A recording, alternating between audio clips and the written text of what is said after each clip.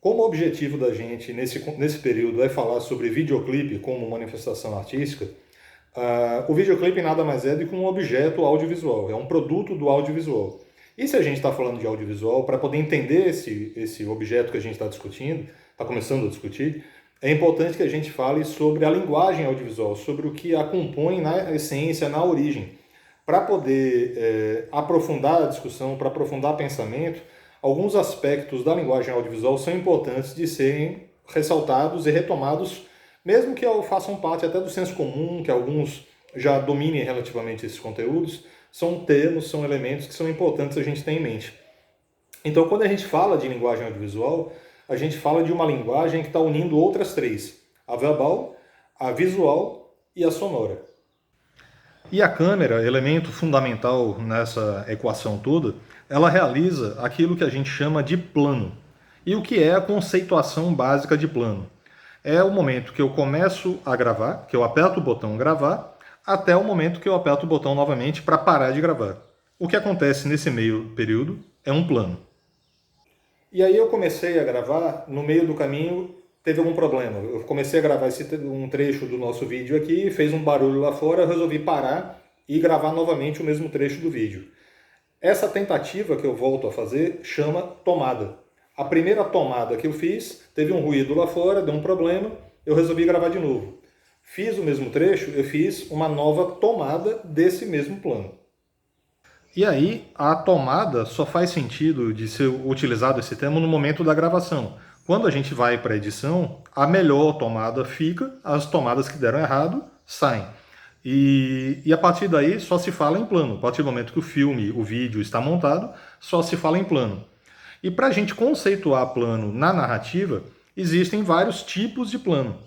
A saber, a gente pode listar os principais e mais fundamentais. Seria o plano geral, aquele plano destinado a contextualizar o ambiente, mostrar onde a cena acontece. Um plano de conjunto, que é aquele que mostra um grupo de personagens, um conjunto de personagens unidos, por isso ele leva o nome plano de conjunto. Um plano médio, que mostra um pedaço mais reduzido do ambiente, mostrando o personagem enquadrado um pouco abaixo dos pés, um pouco acima da cabeça. Geralmente tem um personagem, menos um conjunto menor de personagens. O plano americano, que é aquele que mostra um personagem cortado à altura do joelho. Um primeiro plano, que é aquele que mostra uma parte do tronco e da cabeça do personagem. Um close, ou também chamado de primeiríssimo plano, fechado no rosto. E um plano de detalhe, que pode ser tanto um detalhe do rosto, um detalhe de algum objeto, de algum movimento específico para a narrativa, algo que comunique e gere uma cumplicidade entre o realizador do vídeo ou do filme e aquela pessoa que está assistindo. Ela revela para você um pequeno detalhe que não necessariamente os envolvidos na narrativa estão cientes, mas gera em você um envolvimento maior.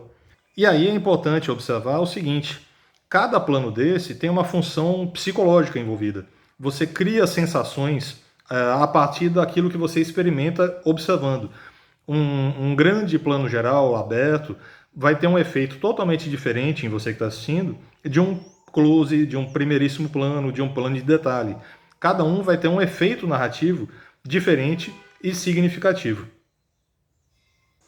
Além disso, em termos de comunicar alguma coisa para quem está assistindo, o ângulo de filmagem também acaba sendo muito importante. Um exemplo muito claro do plongé e o contra-plongé. O plongé é quando a câmera se posiciona acima do assunto e ela registra de cima para baixo. Quem é retratado nesse tipo de ângulo, com a câmera superior, elevada, em plongé, acaba sendo representado como um personagem que está achatado na tela, está diminuído de algum modo. O intermediário seria o normal, a câmera no mesmo nível do objeto retratado, do personagem retratado, ou o contra-plongé, que é esse ângulo que vocês estão me vendo. A câmera está um pouco abaixo da linha dos meus olhos, então para quem está assistindo, dá a sensação de que eu sou maior do que de fato sou. Isso, se fosse uma narrativa ficcional, você pode valorizar um personagem ou desvalorizar um personagem a depender do ângulo de ataque dessa câmera sobre o objeto, sobre o personagem.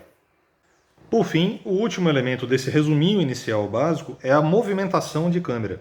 Existem dois tipos fundamentais, a panorâmica e o traveling. A panorâmica é quando a câmera, fixada num determinado ponto, ela percorre um determinado caminho. O traveling é quando a câmera anda no espaço. Usando um exemplo bem grotesco, eu posso fazer uma panorâmica dessa forma. Isso está mostrando que a câmera está no mesmo ponto. Se a câmera estivesse lá na frente e se aproximasse de mim, isso é um traveling. Quando a câmera mexe aquilo que ela está registrando sem sair do lugar, apenas circulando tanto na horizontal quanto na vertical, nos dois modos vão ser panorâmicas, ou ela pode fazer um traveling, que é quando ela caminha em direção ao assunto ou se afastando do assunto. Esses são os pontos iniciais da linguagem, que a gente ainda vai trabalhar mais alguns, ainda vou destacar mais alguns, mas esses são os pontos iniciais para a gente começar a pensar em linguagem audiovisual.